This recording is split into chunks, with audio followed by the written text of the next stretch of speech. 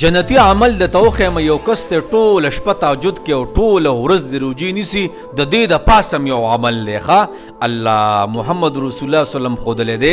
او د یو صحابي درې پیرې د جنت بشارت ورکړي دی او هغه صحابي را روان بو هغه بو نه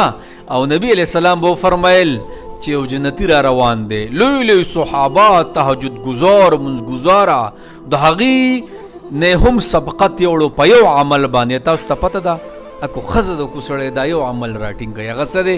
الله زړه پاک ساتي بس چې څوک د پسې دروازې بندې او څوک د پسې د رشتہ داري هغه رشتې ختمه یو څوک جتا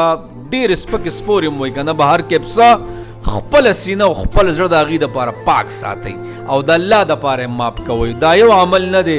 الله دا کو تهجد گزاري او کو منځ گزار دی اورور کو ټول شپه تهجد او ټول ورځ دی روزه نیسي او هر ټیم دی الله ته په سجده پروت دی کنه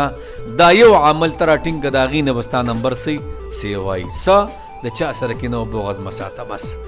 خلکو ته خپل زړه پاک ساته دا یو عمل راټینګ د ټولو د پاسه وای